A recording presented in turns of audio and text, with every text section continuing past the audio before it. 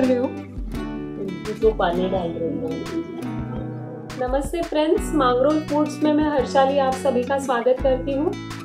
आज हम देखेंगे कुछ इंटरेस्टिंग फैक्ट्स तुलसी के पौधे के बारे में। तो चलिए देखते हैं।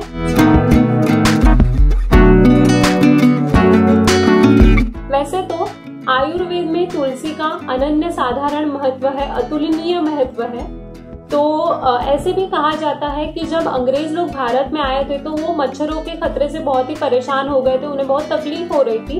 तो इस खतरे से बचने के लिए, इस तकलीफ से बचने के लिए उन्होंने अपने घर के आसपास की जगह में तुलसी तथा नीम के पौधे लगा दिए, जिसके वजह से उनका मच्छरों से रक्षण हो पाया। हिंदू संस्कृति के अनुसार ऐसे भी कहा जाता है कि तुलसी का पौधा सिर्फ कीटाणुओं को दूर रखने का काम ही नहीं करता है, बल्कि बुरी नजर और बुरी आत्माओं से भी घर के सदस्यों की रक्षा करता है। हिंदू परंपरा के अनुसार आपने देखा होगा कि मृत व्यक्ति के मुंह में तुलसी का पत्ता रखा जाता है। ऐसे क्यों किया जाता है, क्या आपको पता है?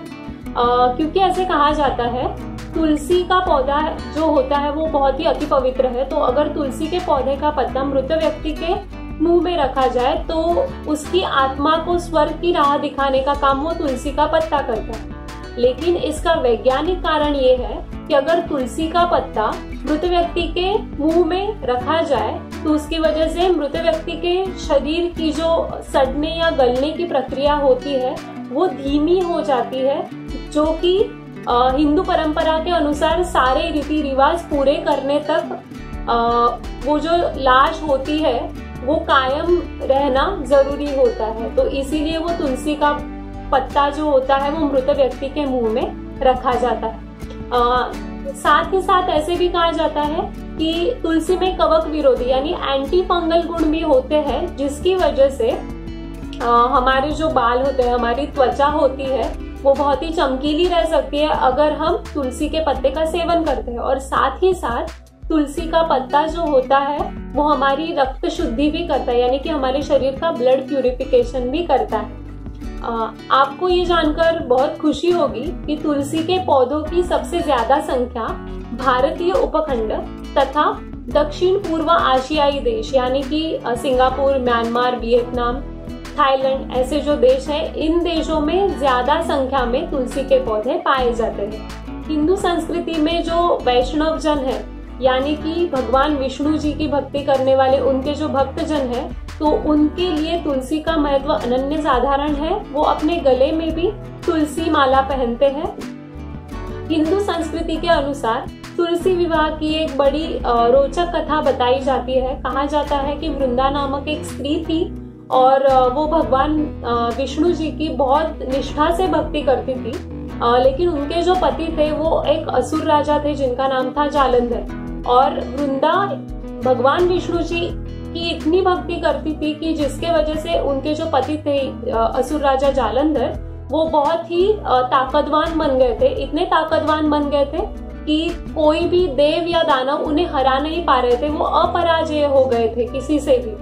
तो इसके वजह से उन्होंने पूरी धरती पे उत्पात मचा दिया था, सब लोगों को परेशानी हो रही थी। और ये सब देखते हुए भगवान शिव जी ने जालंधर का वध करने की कोशिश की, लेकिन वो उसमें कामयाब नहीं हो पाए। तो इसलिए उन्होंने भगवान विष्णु से प्रार्थना की कि आप ही अभी धरती को बचा सकते हैं। तो इसलिए भगवान विष्णु जी ने क्या किया, भगवान विष्णु जी ने कपट वेश धारण कर लिया असुर राजा जालंधर का ही, और उनकी पत्नी यानी वृंदा को उन्होंने स्पर्श कर लिया, जिसके वजह से वृंदा का जो पावित्र था वो नष्ट हो गया। वृंदा की जो पवित्रता थी वो नष्ट हो गई और असुर राजा जालंधर की शक्तियां भी नष्ट हो गई। तो जिसके वजह से जालंधर को मारना भगवान शिव जी के लिए आसान हो गया और भगवान शिव जी ने जालंधर का वध कर दिया। लेकिन इस बात से क्रोधित होकर वृंदा को पता चला कि उसको स्पर्श करने वाले उनके पति नहीं थे, तो इसी बात से क्रोधित होकर उन्होंने भगवान विष्णु जी को शापित कर दिया और कह दिया कि वो भी अपनी पत्नी यानी कि श्री लक्ष्मी देवी से बिछड़ जाएंगे।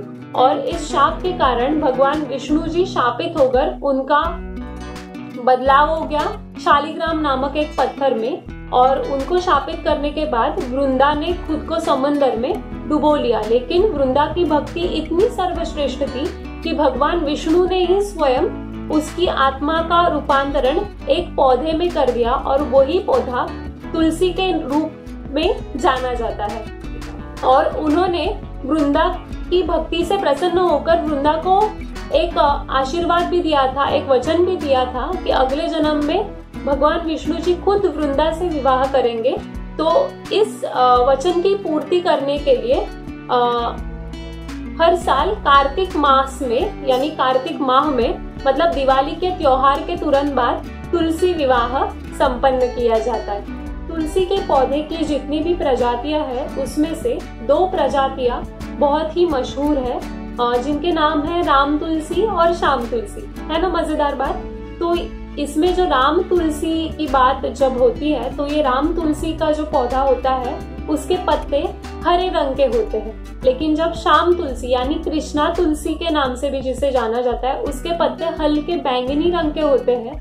और जिन्हें कफ प्रदोष होता है यानी कफ विकार होता है, कफ प्रवृत्ति के जो लोग होते हैं जिन्हें कफ की प्रॉब्लम होती है, तो ऐसे लोगों के लिए इसी कृष्णा तुलसी यानी श्याम तुलसी का काढ़ा बना के उसे अगर पिया जाए तो वो बहुत ही गुणकारी होता है। साथ ही साथ तुलसी का पौधा अगर हमारे आसपास के वातावरण में किसी भी प्रकार का प्रदूषण है तो तुलसी का पौधा उस प्रदूषण को कम करने में बहुत ही सहायकारी होता है। क्या आपको पता है अगर आपके आसपास तुलसी का पौधा है तो उसकी वजह से आपका मानसिक संतुलन तथा संयम बना रहता है। और साथ ही साथ आपको ये जानकर भी बहुत खुशी होगी कि तुलसी के पत्तों का जो स्वाद होता है वो थोड़ा तेज हल्का सा कड़वा होता है, लेकिन ये जो तुलसी होती है वो बहुत ही उष्ण यानी गर्म गुणों वाली होती है। तुलसी के पत्ते कब खाने चाहिए? जब हम सुबह उठते हैं तो मुंह धोके बिना कुछ खाए पिए कच्चे तुलसी के 2-3 पत्ते खाना हमारे मुंह गले के लिए तथा हमारे पेट के लिए भी बहुत ही सेहतमंद होता है। जिन्हें बार बार कफ की तकलीफ होती है तो ऐसे लोगों को कृष्णा तुलसी यानी श्याम तुलसी के पत्तों का बनाया हुआ काढ़ा सेवन करना चाहिए, जिसके वजह से उन्हें कफ के विकार में बहुत ही राहत मिलेगी।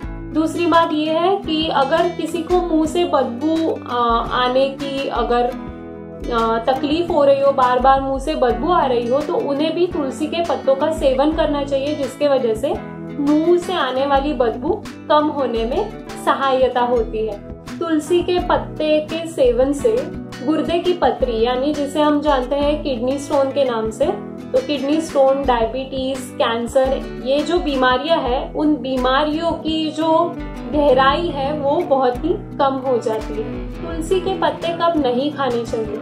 अगर कोई महिला गर्भवती है यानी कि प्रेग्नेंट है तो ऐसी महिलाओं को तुलसी के पत्ते का सेवन बहुत ही सीमित मात्रा में करना है, क्योंकि अधिक मात्रा में अगर वो तुलसी के पत्ते खाती है कच्चे या पानी में भिगो के भी, तो फिर भी उनका गर्भाशय यानी कि यूट्रस आकुंचन होने की यानी कि संकुचित होने की संभावना होती है, जिसके वजह से उनकी खुद की जान को और होने वाले बच्चे की जान को भी खतरा पहुंच सकता है। तो ऐसे समय में गर्भवती महिलाओं को तुलसी के पत्तों का सेवन बिल्कुल भी नहीं करना चाहिए।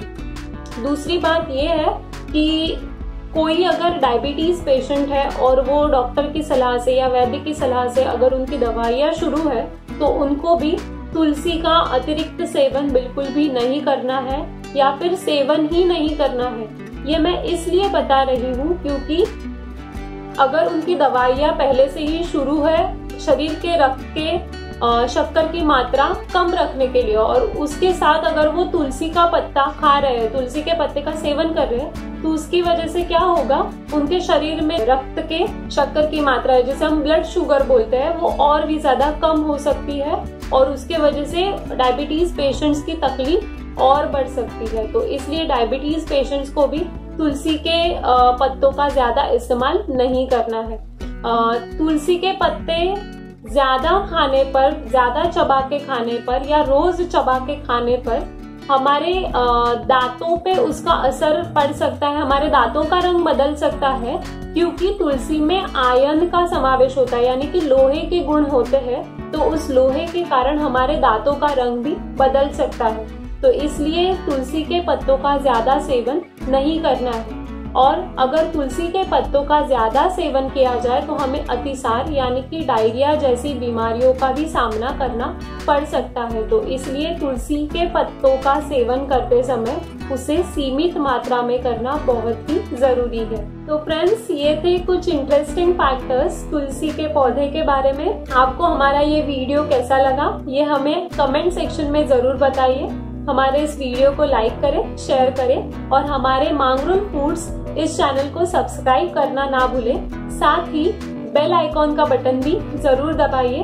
आप हमें कमेंट सेक्शन में ये भी बता सकते हैं कि आप अगली वीडियो और किस चीज के बारे में इंटरेस्टिंग फैक्टर्स जानना चाहते हैं। मांगरुल फूड्स की तरफ से मैं हर्षाली आप सभी का आभार व्यक्त करती हूँ।